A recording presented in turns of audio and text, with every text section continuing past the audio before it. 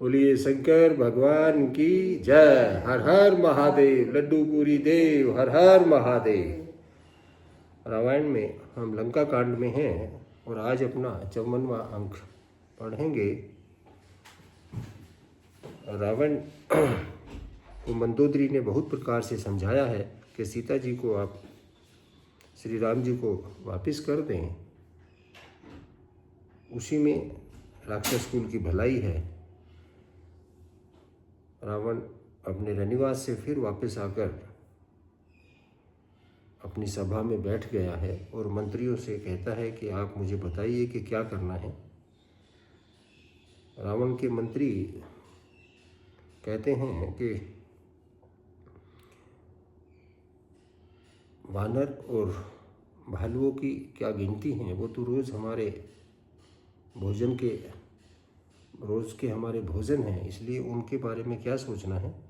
यहाँ तक हम अपने 53वें अंक में पढ़ चुके हैं। यहाँ से आगे की कथा हम आज अपनी आरंभ कर रहे हैं। रावण का पुत्र है प्रहस्त। मंत्रियों की शिक्षा के बाद प्रहस्त रावण को बोलते हैं, सबके वचन श्रवण सुनी कह प्रहस्त कर जोरी, नीति विरोध न करिए प्रभु, मंत्रहीन मति अति थोरी। कानों में सबके वचन सुनकर रावण का पुत्र प्रहस्त हाथ जोड़कर कहता है कि हे प्रभु, नीति के विरुद्ध कुछ भी नहीं करना चाहिए। मंत्री जो आपको इस तरह की सलाह दे रहे हैं, इनकी बुद्धि थोड़ी है, ये कम बुद्धि के हैं, इसी तरह की ये सलाह दे रहे हैं। कहे सचिव सट ठकुर सुहाती, नाथ न पूर आव एहि भांति, बारिद नादि एक कपियावा, तासु चरित मन महु सबु गावा।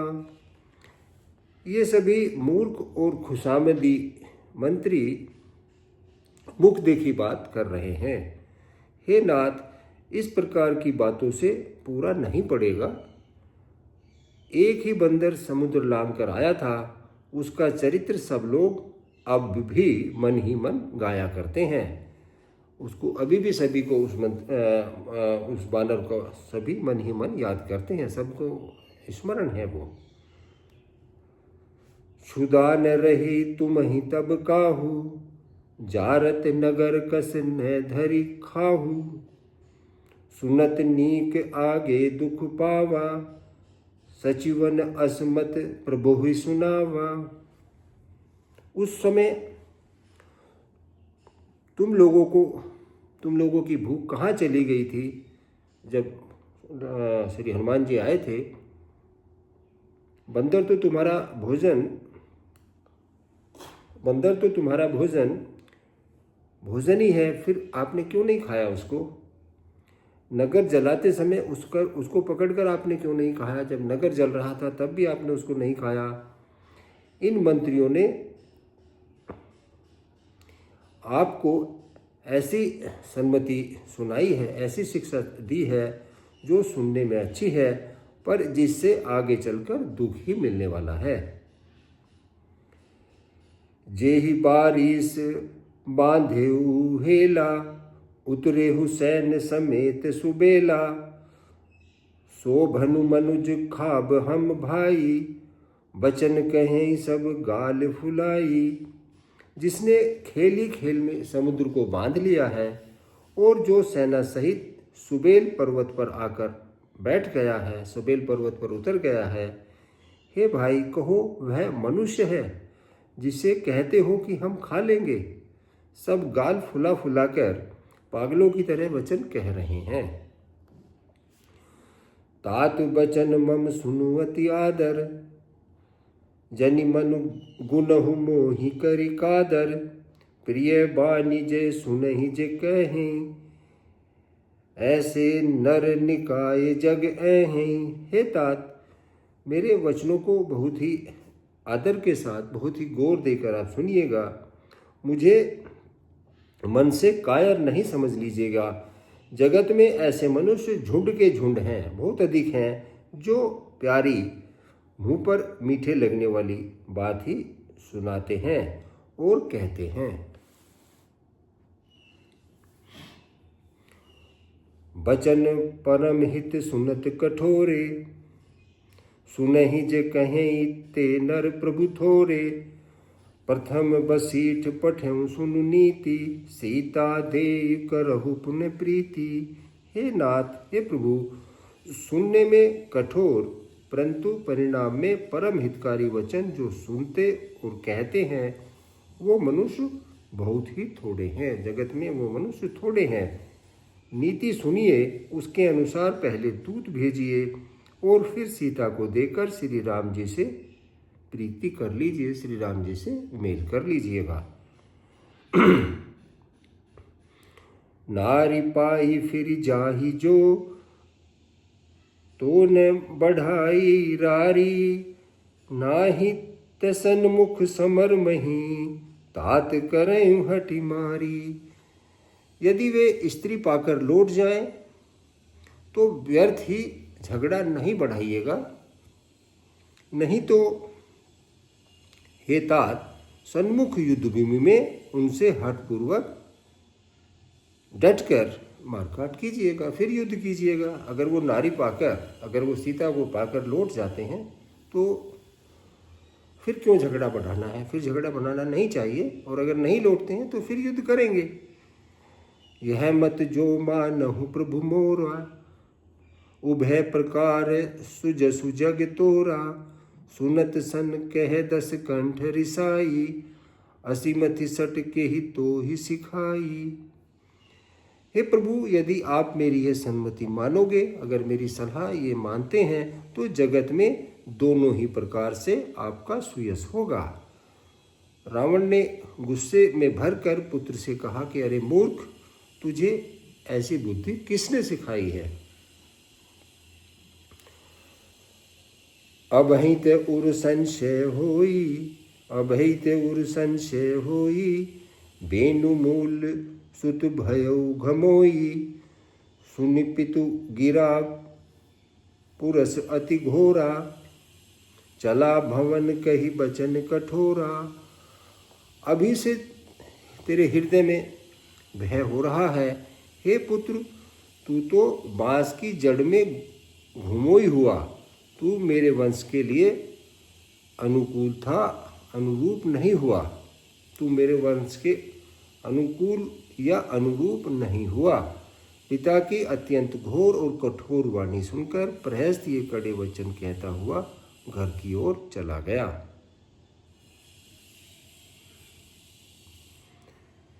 हित मत तो ही न लागत कैसे,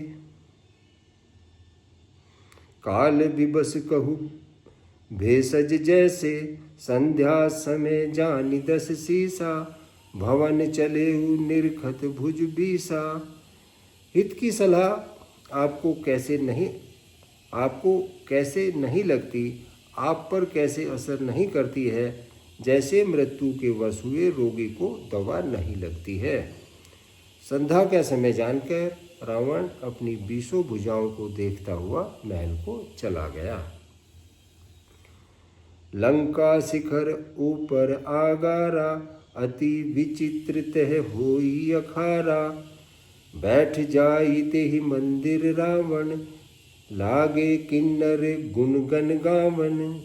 लंका की चोटी पर एक अत्यंत विचित्र महल था, जहाँ नाच गाने का अखाड़ा जमता था। रावण उस महल में जाकर बैठ गया। किन्नर उसके गुण समूहों को गाने लगे, उसका गुणगान करने लगे। बाजहि ताल पखावज बीना, नृत्य करहीं अप्सरा प्रवीणा। ताल, करताल, पखावज, मृदंग और वीणा बज रहे हैं। नृत्य में प्रवीण अप्सराएं नाच रही हैं। सुनासीर सत सरिस सो, संतत करहीं विलास। परम प्रबल रिपु शीस पर, तद्यपि सोच न त्रास। वह निरंतर सैकड़ों इंद्रों के समान भोग विलास करता रहता है। यद्यपि श्री राम जी सरीखा अत्यंत प्रबल शत्रु सिर पर है, फिर भी उसको न तो चिंता है और न डर ही है। यहाँ सुबेल सैर रघुबीरा, उतरे सैन्य सहित अति भीरा, शिखर एक उतंग अति देखी, परम रम सम शुभ्र विशेषी। उधर श्री रघुवीर सुबेल पर्वत पर सेना की बड़ी भीड़ के साथ उतर गए हैं। पर्वत का एक बहुत ऊंचा परम रमणीय समतल और विशेष रूप से उज्जवल शिखर देखकर तह तरु किसले सुमन सुहाए, लक्ष्मण रजि निज हाथ डसाए, तापर रुचिर मृदुल मृग छाला, तेहि आसन आसीन कृपाला। वहाँ लक्ष्मण जी ने वृक्षों के कोमल पत्ते, सुंदर फल फूल अपने हाथों से सजाकर बिछा दिए, उन पर सुंदर और कोमल मृगछाला बिछा दी। उसी आसन पर कृपालु श्री राम जी विराजमान हो गए। प्रभु कृत शीस कपीसा उछंगा, प्रभु कृत शीस कपीस उछंगा, बाम दाहिनी दिशि चाप निसंगा, दुहु कर कमल सुधारत बाना, कह लंकेश मंत्र लगी काना। प्रभु श्री राम जी वानरराज सुग्रीव की गोद में अपना सिर रखे हुए हैं। उनके बाईं ओर धनुष तथा दाहिनी ओर तरकस रखा हुआ है। वे अपने दोनों कर कमलों से बाण सुधार रहे हैं। विभीषण जी कानों से लगकर सलाह कर रहे हैं। बड़ भागी अंगद हनुमाना, चरण कमल चापत विधि नाना, प्रभु पाछे लक्ष्मण वीरासन, कटी निसंग कर बाण सरासन। परम भाग्यशाली अंगद और हनुमान जी अनेकों प्रकार से प्रभु के चरण कमलों को दबा रहे हैं। लक्ष्मण जी कमर में तरकस कसे और हाथों में धनुष बाण लिए वीरासन में प्रभु के पीछे सुशोभित हैं। श्री राम जी इस प्रकार से वहाँ पर बैठे हुए हैं सुबेल पर्वत के शिखर पर। एहि विधि कृपा रूप गुण, धाम राम आसीन, धन्य ते नर एहि ध्यान, जे रहत सदा लैलीन। इस प्रकार कृपा रूप और गुणों के धाम श्री राम जी विराजमान हैं। वे मनुष्य धन्य हैं जो सदा इस ध्यान में लो लगाए रहते हैं। जो वे मनुष्य धन्य हैं जो प्रभु को इसी रूप में अपना ध्यान लगाए रखते हैं। पूरब दिशा बिलोकि प्रभु, देखा उदित मयंक, कहत सबहि देखहु, शीस ही मृगपति सरिस असंक। पूर्व दिशा की ओर देखकर प्रभु श्री राम जी ने चंद्रमा को उदय हुआ देखा। तब वे सबसे कहने लगे, चंद्रमा को तो देखो, कैसा सिंह के समान निडर है। पूरब दिश गिरि गुहा निवासी, परम प्रताप तेज बल राशि, मत नाग तम कुंभ बिदारी, शशि केसरी गगन बनचारी। पूर्व दिशा रूपी पर्वत की गुफा में रहने वाला अत्यंत प्रताप तेज और बल की राशि यह चंद्रमा रूपी सिंह अंधकार रूपी मत वाले हाथी के मस्तक को विदीर्ण करके आकाश रूपी वन में निर्भय विचरण कर रहा है। बिथुरे नभ मुक्ताहल तारा, निशी सुंदरी केर सिंगारा, कह प्रभु शशि महु मेच कताई, कहु कहा निज निज मति भाई। आकाश में बिखरे हुए तारे मोतियों के समान हैं जो रात्रि रूपी सुंदर स्त्री के श्रृंगार हैं।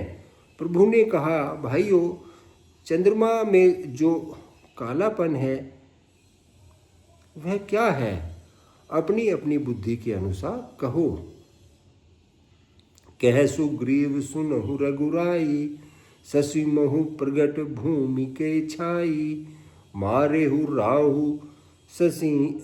ही राहु शशि कह कोई, उर्मह परि श्यामता सोई। सुग्रीव ने कहा कि हे रघुनाथ जी सुनिए, चंद्रमा में पृथ्वी की छाया दिखाई दे रही है। किसी ने कहा चंद्रमा को राहु ने मारा था, वही चोट का काला दाग हृदय पर पड़ा हुआ है। को कह जब विधिरति मुख कीना, सार भाग शशि कर हरि लीना।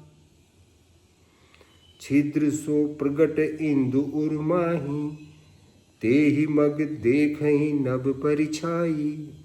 कोई कहता है जब ब्रह्मा ने कामदेव जी की स्त्री रति का मुख बनाया, तब उसने चंद्रमा का सारा भाग निकाल लिया, जिससे रति का मुख तो परम सुंदर बन गया, परंतु चंद्रमा के हृदय में छेद हो गया।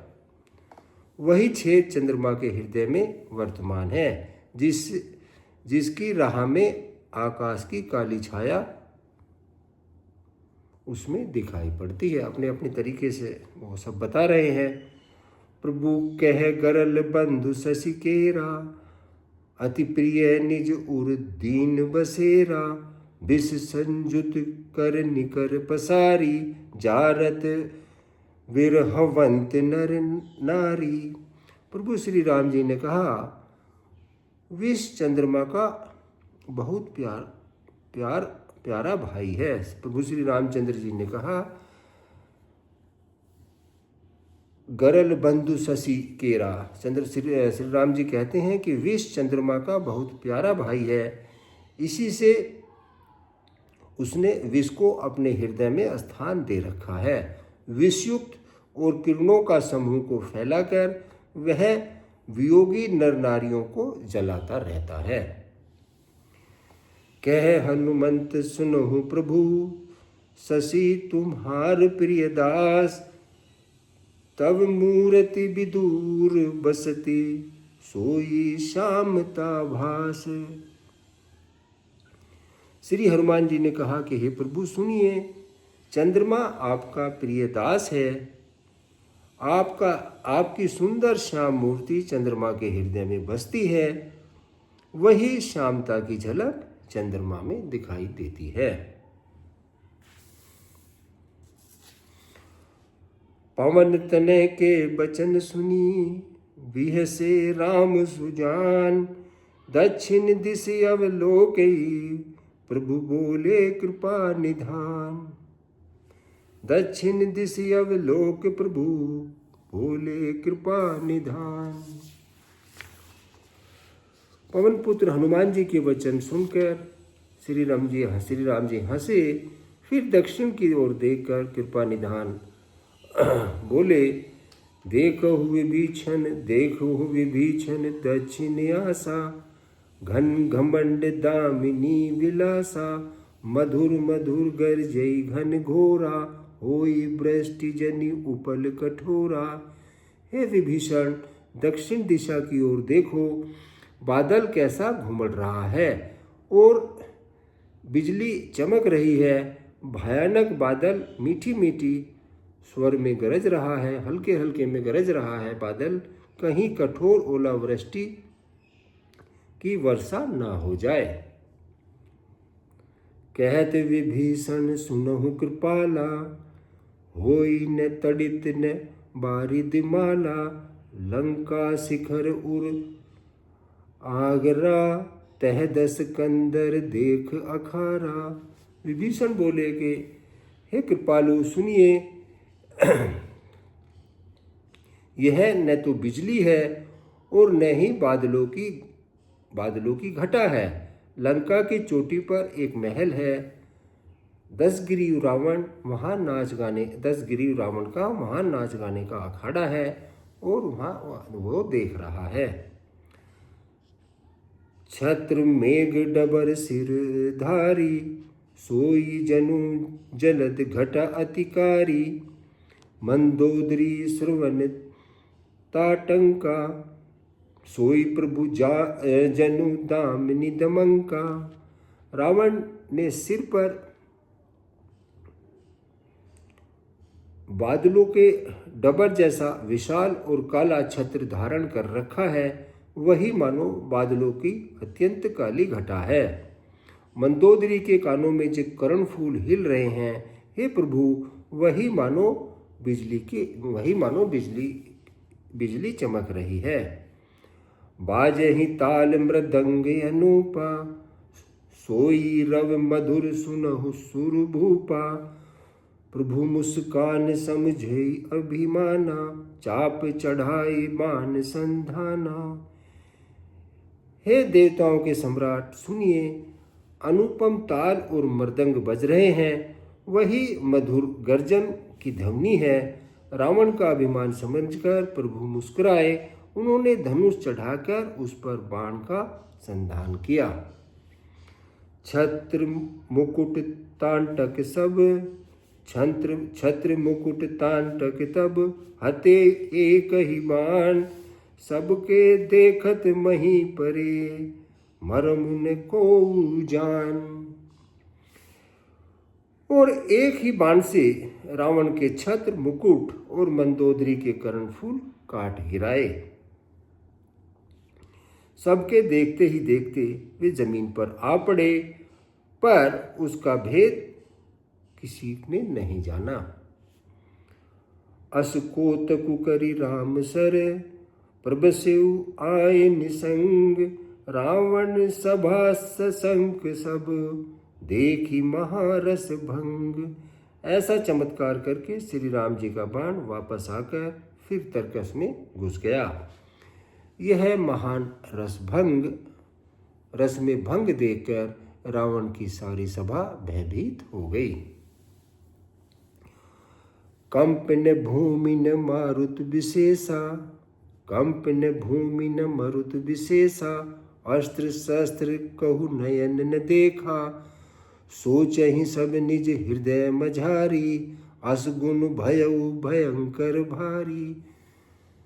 न भूकंप हुआ है, न धरती कांपी है, न ही बहुत जोर की आंधी चली है, न ही कोई अस्त्र शस्त्र किसी ने देखा है। फिर ये छत्र, मुकुट और कर्णफूल कैसे कटकर गिर पड़े? सभी अपने अपने हृदय में सोच रहे हैं कि यह बड़ा भयंकर अपशकुन हो गया है। दस मुख देखी सभा भय पाई, बिहसी बचन कह जुगति बनाई, सिरऊ गिरे संतत सुब जाई, मुकट परे कस असगुन ताही। सभा को भयभीत देखकर रावण ने हंसकर युक्ति रचकर ये वचन कहे, सिरों का गिरना भी जिसके लिए निरंतर शुभ होता रहा है, उसके लिए मुकुट का गिरना अपशकुन कैसा? रावण ने कहा कि मैंने तो अपने सिर बार बार काट के हैं, शिव को चढ़ाए हैं, तो उसके सिरों का जिसका सिर गिरना जिसका शुभ होता रहा है, मुकुट का गिरना उसके लिए अशुभ कैसे हो सकता है? शयन करहु निज निज गृह जाई, गवने भवन सकल सिर नाई, मंदोदरी सोच उर बसेऊ, जब तय श्रवणपुर मही खसेऊ। अपने अपने घर जाओ और सो रहो, डरने की कोई बात नहीं है। तब सब लोग सिर नवाकर घर गए। जब से कर्णफूल पृथ्वी पर गिरा है, तब से मंदोदरी के हृदय में सोच बस गया है, तब से मंदोदरी सोच में पड़ गई है। सजल नयन कह जुगल कर जोरी, सुनहु प्राणपति बिनती मोरी, कंत राम विरोध पहिरहु, जानी मनुज जनि हट मन धरहु। नेत्रों में जल भरकर दोनों हाथ जोड़कर वह रावण से कहने लगी कि हे प्राणनाथ, मेरी विनती सुनिए। हे प्रियतम, श्री राम जी से विरोध छोड़ दीजिए, उन्हें मनुष्य जानकर मन में हट नहीं पकड़े रहिएगा। विश्व रूप रघुवंश मणि, करहूँ बचन विश्वासु, लोक कल्याण वेद कर, अंग अंग प्रति जासु। मेरे इन वचनों पर विश्वास कीजिएगा। वे रघुकुल शिरोमणि श्री रामचंद्र जी विश्व रूप हैं। यह सारा विश्व उन्हीं का रूप है। वेद जिनके अंग अंग में लोकों की कल्पना करते हैं। पद पाताल शीस अज धामा, अपर लोक अंग अंग विश्रामा। भ्रुकुटी विशाल भयंकर काला, नयन दिवाकर कच घन माला। पाताल जिस विश्वरूप भगवान का चरण है, ब्रह्मलोक सिर है, अन्य बीच के सब लोगों का विश्राम जिनके भिन्न भिन्न अंगों पर है। भयंकर काल जिनका भ्रुकुटी संचालन भयंकर काल जिनकी भौहों के मात्र इशारे से चलता है। सूर्य जिसके नेत्र हैं, बादलों का समूह बाल हैं। जासु ध्यान अश्विनी कुमारा, निशि अरु दिवस निमेष अपारा। श्रवण दिशा दस वेद बखानी, मारुत श्वास निगम निज बानी। अश्विनी कुमार जिसकी नासिकाएं हैं, रात और दिन जिसके अपार निमेष पलक मारना और खोलना है। दसों दिशाएं कान है, वेद ऐसा कहते हैं। वायु श्वास है और वेद जिसकी अपनी वाणी है। अधर लोभ जम दसन कराला, माया हास बाहु दिगपाला। आनन अनल अम्बुपति जीहा, उपपति पालन प्रलय समीहा। लोभ जिसका अधर है, होठ है लोभ जिसका अधर है। यमराज भयानक दांत है। माया हंसी है। दिग्पाल भुजाएं हैं। अग्नि मुख है। वरुण जीभ है। उत्पत्ति पालन और प्रलय जिसकी चेष्टा जिसकी क्रियाएं हैं। रोम राज अष्टादश भारा, अस्ति शैल सरिता नस जारा। उदर उधि अधागो जातना, जग में प्रभु का बहु कल्पना। 18 प्रकार के असंख्य जिनकी रोमावली हैं, 18 प्रकार की असंख्य वनस्पतियाँ जिनकी रोमावली हैं। पर्वत अस्थियाँ हैं। नदियाँ नसों का जाल है। समुद्र पेट है और नरक जिनके नीचे की इंद्रियां हैं। इस प्रकार प्रभु विश्व में हैं। अधिक कल्पना और क्या की जाए। अहंकार शिव बुद्धि अज, मन सच चित्त महान। मनुज बास सचराचर, रूप राम भगवान। शिव जिनका अहंकार है, ब्रह्मा बुद्धि है, चंद्रमा मन है और महान विष्णु ही चित्त है। उसी चराचर भगवान श्री राम जी ने मनुष्य रूप में निवास किया हुआ है। इस प्रकार से मंदोदरी समझाती है श्री राम के बारे में। अस विचार सुनु प्राणपति, प्रभु सन बयरु बिहाय। प्रीति करहु रघुबीर पद, मम अहिवात न जाए। हे प्राणपति, हे प्राणप्रिय, सुनिए ऐसा विचार कर प्रभु से बैर छोड़कर श्री रघुवीर जी के चरणों में प्रेम कीजिएगा, जिससे मेरा सुहाग ना जाए। विहसा नारी बचन सुनि काना, अहो मोह महिमा बलवाना। नारी स्वभाव सत्य सब कहें, अवगुण 8 सदा उर रहे हैं। पत्नी के वचन कानों से सुनकर रावण खूब हंसा और बोला कि ओहो, अज्ञान के कारण मोह की महिमा बहुत ही बलवान है। स्त्री का स्वभाव सब सती ही कहते हैं कि उसके हृदय में 8 अवगुण सदा ही रहते हैं। साहस नृत्य चपलता माया, भव अविवेक असोच अदाया, रिपुकर रूप सकल ते गावा, अति विशाल भय मोहि सुनावा। साहस, झूठ, चंचलता, माया यानी छल, भय, अविवेक यानी कि मूर्खता, अपवित्रता और निर्दयता, तूने शत्रु का समग्र विराट रूप गाकर सब विराट रूप गाया है और मुझे उसका बड़ा भारी भय सुनाया है। सो सब प्रिया सहज बस मोरे, सो सब प्रिया सहज बस मोरे, समझी परापसाद अब तोरे, जाने हूँ प्रिया तोरी चतुराई, यही विधि कहूँ मोरी प्रभुताई।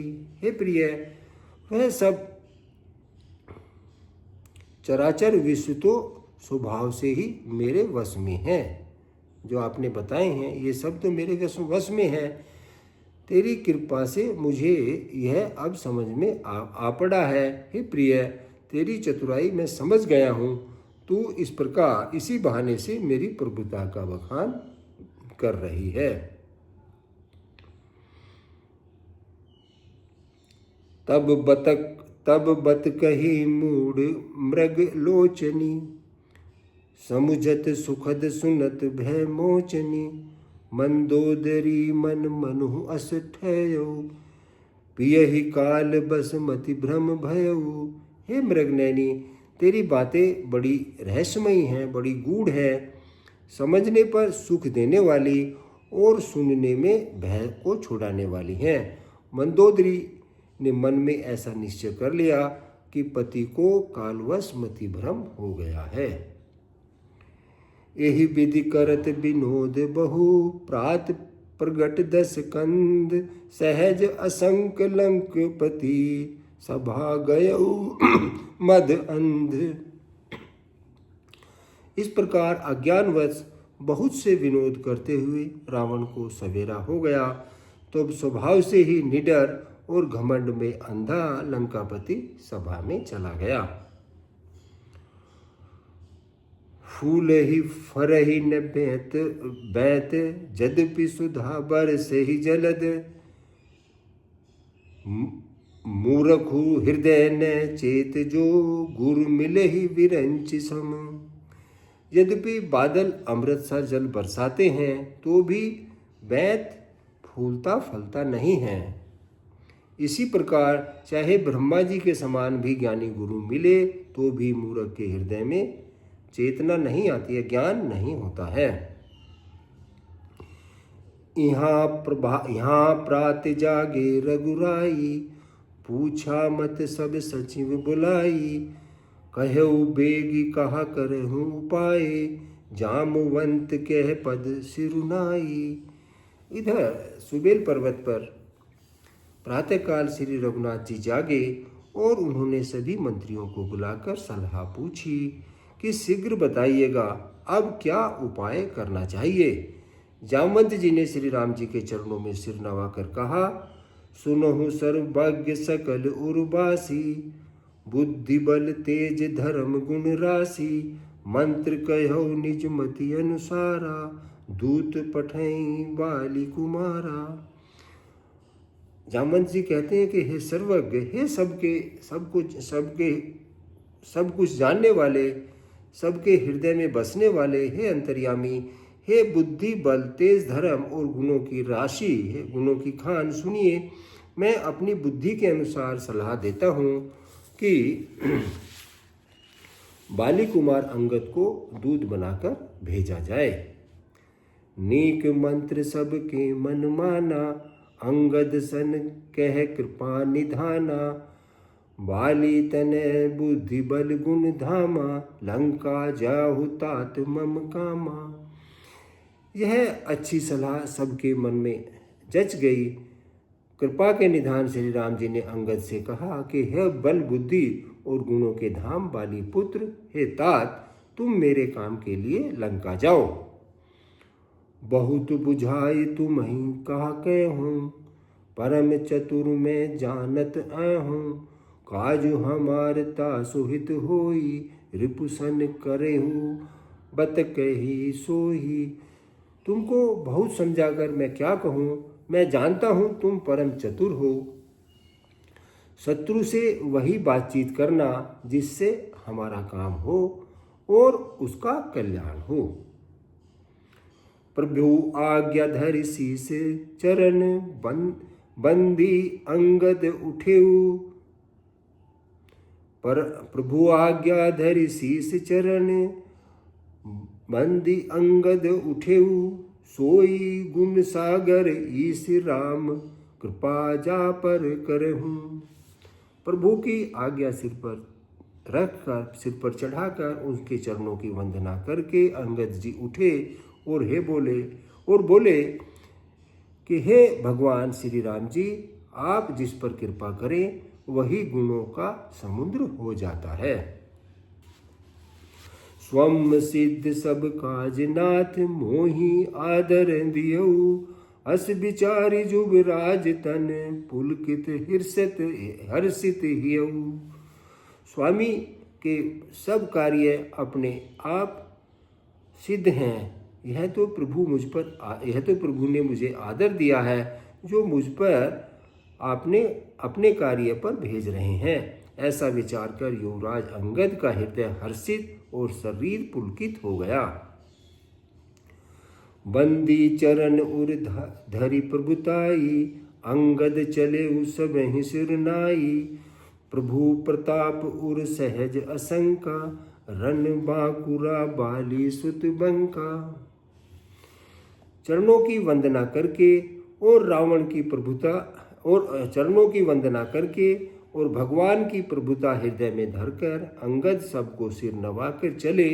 प्रभु के प्रताप को हृदय में धारण किए हुए रणबांकुरे वीर बाली पुत्र स्वाभाविक ही निर्भय हैं।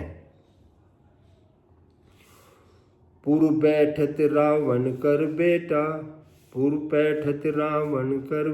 बेटा, खेलत रहा सोई होई के भेटा।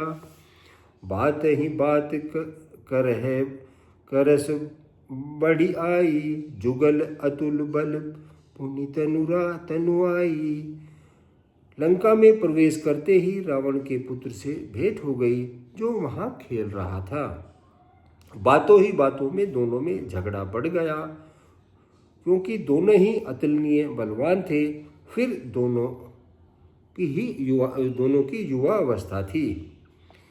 ते ही अंगद कहु लात उठाई, गहे पद पटकेहु भूमि भवाई। निशिचर निकर देखी भट भारी, जह तह चले न कहीं सकहीं पुकारी। उसने अंगद पर लात उठाई। अंगद ने वहीं पैर पकड़कर उसे घुमाकर जमीन पर पटक दिया, उसको जमीन पर गिरा दिया। राक्षस के समूह भारी योद्धा देखकर जहां तहां भाग चले। वे डर के मारे पुकार भी नहीं मचा सके। एक एक सन मरमुन कहें, समझु तात बद चुप कहीं रहें। भयउ कोलाहल नगर मझारी, आवा कपि लंका जेहि जारी। एक दूसरे को मर्म नहीं बताते हैं, असली बात नहीं बताते हैं। उस रावण के पुत्र का वध समझकर जब सब चुप मारकर रह जाते हैं, रावण पुत्र की मृत्यु जानकर और राक्षसों को भय के मारे भागता देखकर नगर में कोलाहल मच गया कि जिसने लंका जलाई थी वही बानर नगर में फिर आ गया है। अब धो कहाँ करिहें कर तारा, अति सभीत सब करहि विचारा। बिनु पूछे मगु देहि दिखाई, जेहि बिलोक सोई जाए सुखाई। सब अत्यंत भयभीत होकर विचार करने लगे कि विधाता अब न जाने क्या करेगा। वे बिना ही पूछे अंगद को रावण के दरबार का रास्ता बता रहे हैं। जिसे ही वे देखते हैं वही डर के मारे सूख जाता है।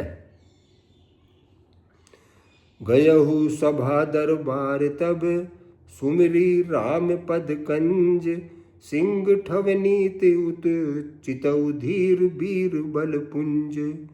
श्री राम जी के चरण कमलों का स्मरण करके अंगद रावण की सभा के द्वार पर गए और वे धीर और वीर तथा बल की राशि अंगद सिंह की सी शान से इधर उधर देखने लगते हैं।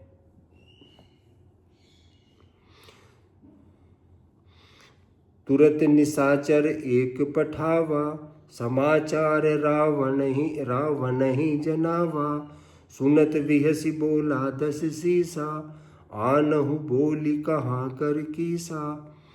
तुरंत ही उन्होंने एक राक्षस को भेजा और रावण को अपने आने का समाचार सूचित किया।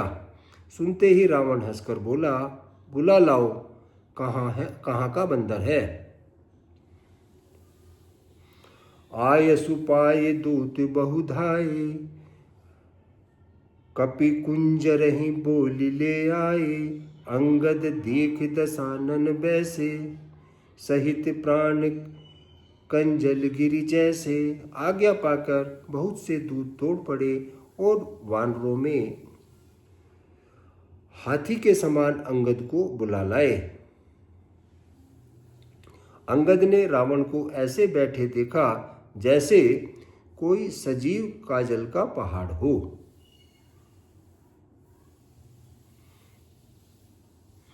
आज की कथा को हम यहीं पर विश्राम देंगे। यहाँ से आगे की कथा हम अपने अगले अंक में कहेंगे। तब तक आप श्री रामचरितमानस की इन चौपाइयों का श्रवण करें और आनंद लें। बोलिए शंकर भगवान की जय। हर हर महादेव। लड्डू पूरी देव। हर हर महादेव।